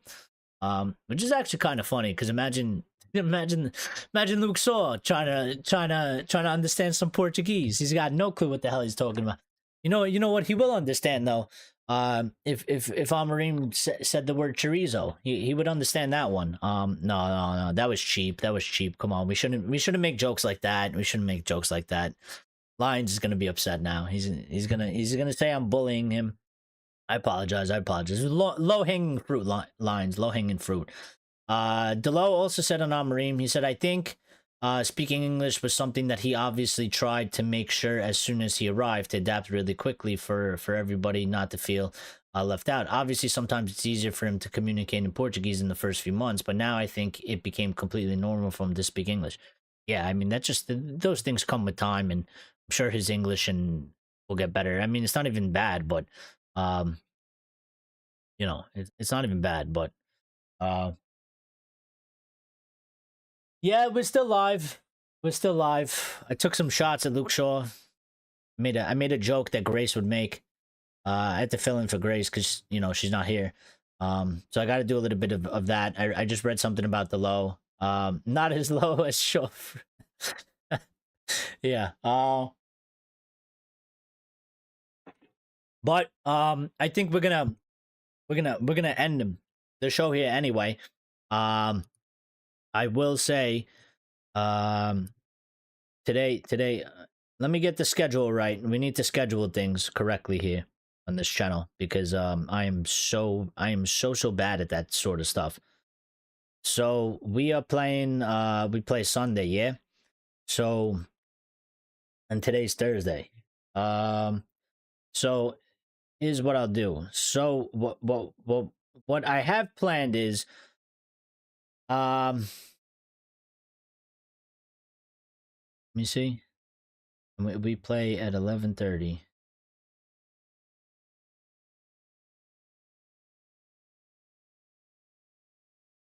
So tomorrow we'll do it. I'll do another stream. It'll be at let me see. Yeah, tomorrow we'll do another stream. Tomorrow it'll be at 8 p.m. UK time, 3 p.m. Eastern Standard Time. We'll do another stream. It's like a Friday night show. We'll kind of just do a little bit of a free for all. We'll discuss. We can talk about anything. Really at all. Obviously, I'll bring in a little bit of the news topics for the day. But we won't focus so much on the news topics. We'll also probably discuss City and United. I'm gonna prep for that. I'll get some, news updates and kind of like thinking of like teams and what we're gonna see, predicted lineups and that sort of stuff. So we'll do that tomorrow. Then we'll take Saturday off. We'll take Saturday off, and then obviously we'll come back Sunday. And Sunday we will do the Red Devil recap after the Derby versus Manchester City.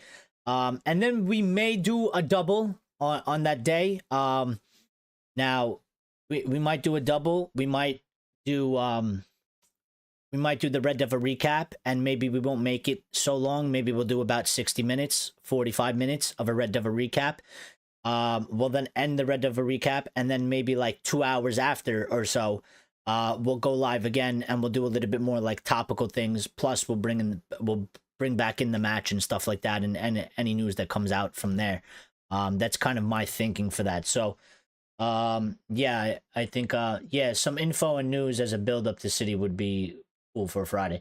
Yeah, we could do that. I don't expect. I mean, it's still been sort of fairly quiet news wise, anyway. I feel like sometimes when we get in the middle of the season, after a match, we get bombarded with stuff. Like, it's like the next day, it's just like 1,000 updates about United. And we got a little bit of updates, but it seems like you know what I'm trying to say is, like, when I was gone, guys, and I was on vacation, right? You see how those things about United like transpired, and it was like every day, like Sir Jim started coming out and talking, and it was like literally a news update every like 20 minutes or so, and that happened for like a week. Which is, of course, it would happen when I go on vacation, then I come back and it's like nothing.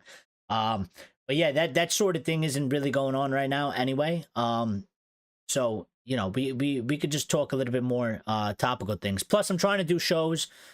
We need to do more shows, but I'm also trying to do shows on different days so that we could catch more people. Because, as things go on, obviously people's time schedule changes. So sometimes people are with us, and sometimes they can't make it and stuff like that. So, yeah. So it'd be better. And Friday is Friday. Everybody is mostly off of work, right? Not off of work, but like a lot of people don't. I mean, some people have to go to work on Saturday, but a lot of people are out.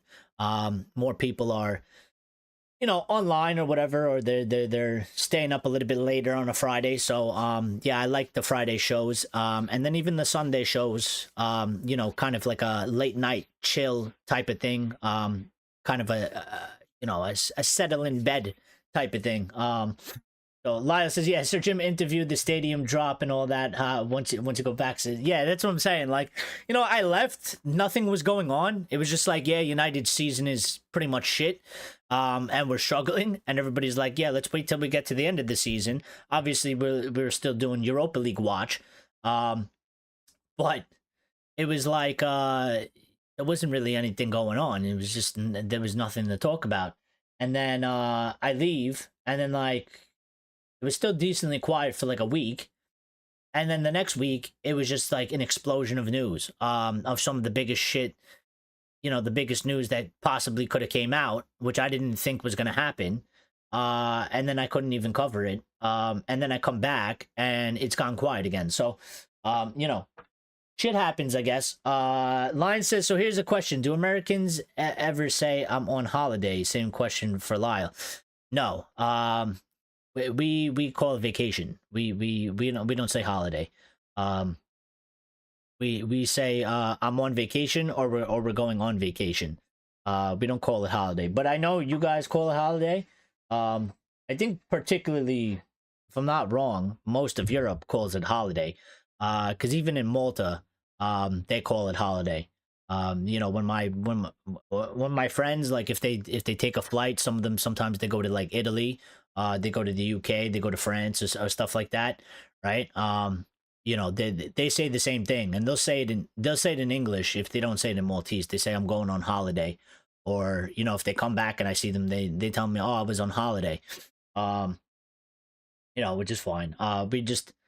It's a thing. Like I sometimes I mix it up and I say holiday, and then sometimes I say vacation. It's because growing up here, all I hear is vacation, vacation, vacation. So you kind of get a little I guess it gets imprinted into your brain, right? Like that's my go-to. But yeah, I'm well aware that in other places they call it going on holiday vacation. Is so posh. I guess. I guess. Yeah, we say holiday or leave. Most of the time folks go on leave, and that's what we say.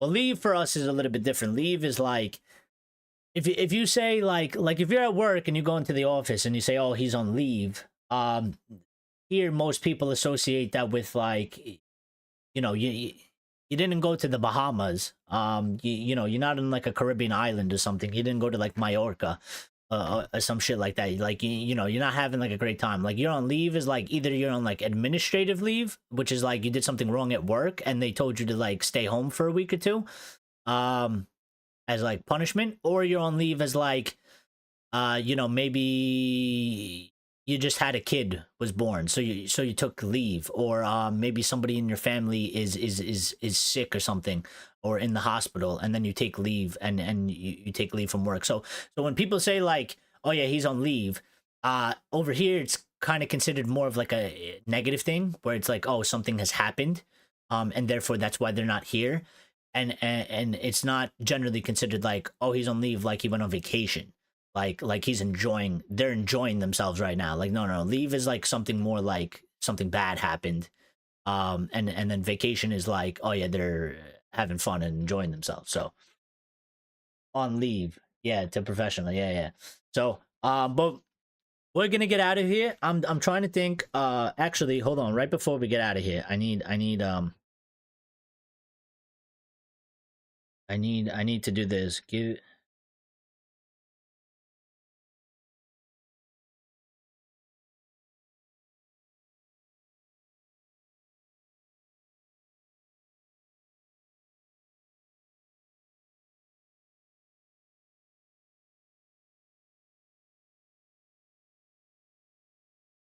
I'm trying to think of something that we can. All right, so I appreciate you guys for being in here and carrying the chat and liking. If you smash the like button, thank you. If you're watching this show after, you can still smash the like button. It helps us out, and we greatly appreciate it. Also, don't be afraid to get involved in the comments underneath the video. Those are important too. Plus, we love to hear from everybody and opinions and such. We usually do a little bit of a secret comment. So you guys obviously are always to comment whatever you like. It doesn't have to be just what I say, but for some people that maybe they don't know what to comment, we also throw that out there. Plus, if you want to do both, that's even better. You can double comment, you can triple comment, you could quadruple comment. You can literally spam the comments with just you and have a conversation with yourself, as long as they're like, on point. So one of the things that I will say is, if you guys can, please go into the comment section and comment after I end the video. If you want to comment whatever you want, you're feel free to do that. One of the things I will say though, that I would like to hear from you guys is, if you could sign one realistic player to fix Manchester United right now, who would it be and why? And you could let us know, in the comment section, and let me, that would be very good. Deep sea fishing. Lion says sure. All right, no, one realistic player to fix Manchester United right now. Who would it be and why? I think that would be very good for the comment section. If you're new and you subscribe, thank you, and we look forward to you being here. We're gonna get this channel back on track. It's taking a hit. The algorithm is fighting against us. It's trying to hold us down. It's mad at us because we took a little bit of a hiatus. We weren't feeding the algorithm, so now it's resenting us. So that's all right. We're gonna feed the algorithm. Don't worry about it. We'll come back in, and we're gonna be strong, and we're gonna go right into the transfer window, and we're gonna be doing that transfer window. Now, again, at some point during the transfer window, I will be leaving and going on vacation. But this time, I have a plan to do it on the go and remotely. So I'm gonna get that figured out. That way I can do it no matter where I am, whether I do it outside, inside. Um, yeah. I'm gonna have that set up so that it is formatted correctly, so we won't have to worry about that. Stream tomorrow, 3 p.m. Eastern Standard Time, 8 p.m. UK time. Don't miss it. Make sure you got the notification on. Show will be up probably 30 minutes before we're ready to go live. And then we'll have a lovely discussion tomorrow. Hopefully we see more of our wonderful community and chat members. And yes, and I will talk to you, Lyle, in the DMs for sure. Because we got to get the Discord set up. Where you're going on vacation again? Yes, I'm going on holiday. I'm going back. You know where I'm going? I'm going back to Malta, but you know we still have a few months. I'm going at the end of June, so we have from now till then we have a few months. So, but you know that's my place. I just like to be around my friends and family. So, unfortunately, I can't bring my computer and my setup with me. But this time I will have something where I will be able to do it mobile. So you know, you might get some. We might not be able to do necessarily lives all the time. But for sure, I will then at least very much record videos mobily, and put them up, and we will keep up with the transfer updates. So you might not always get live transfer updates. Maybe I'll have to do one live a week. You know, depending on the circumstances, but I for sure can do 15-minute videos on transfer targets and updates like that, and put it out. So I'm thinking of some stuff. I'm planning it out. You know, I have about 3 months until that happens anyway. So yeah, we'll figure it out, because I don't want to take a hiatus like I did last time. I think it's important to keep the content coming. Even if you do it once or twice a week, it's important to do it. And yeah, I'm gonna be away for quite a little bit, and it's a good opportunity to grow the channel. So we have to do something to keep it going for sure. So yeah, you know, well, when we get closer to that, I'll definitely outline it stronger and make it, you know, more clear as to what's going to happen and what's going to come. But yes, we do have these things planning on. And Lyle, I will DM you. If I don't DM you today, it'll be like tomorrow or something, because it's a little bit late. I got to do some things, and then I know, you know, you're ahead of me in time, so I don't want to like DM you too late. But we will talk. We will discuss. We'll get some things going for the channel. So that'd be very, very good. Also, there's probably something that I have to ask. You know what? I'll ask you guys in the in Grace's Discord. I'll ask you guys in there. Because I was thinking of something. But we'll see. We'll see. It's the Lion says she's trying to keep the stream going for you. How's the deep sea fishing in Malta? I don't go, but it is something to do. There's scuba divers, that's very popular. Fishing boats, fisheries. You know, fishing is a big part of the culture there. So, I don't go deep sea fishing. I used to do regular fishing, but you know, it's not something that we really. I like fishing. I would do it, but it's just not something that happens between me and my friends. We're always just doing something else somehow, one way or another. And it just seems like there's never really any time for fishing. And this is the thing, like, so that's why I was thinking, you know, when I went on holiday last summer, you know, part of the things that would happen is I'm closer to your guys' time scale, right? It's a big difference. They're 6 hours ahead in Malta than they are here. So what would happen is we would wake up decently early for somebody that's going to sleep at like maybe 3 or 4 o'clock in the morning. which is what happens over there. You know, it's summer, it's party time. And you know, maybe we wake up at 10. We go straight to the gym. We do the gym. We go eat something. Maybe we hang out for a little bit. Then we get home at like 3-4 p.m.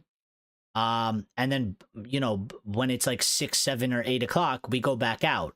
Whether we go eat dinner or, you know, we go get ready for the night. Maybe we go get a couple drinks.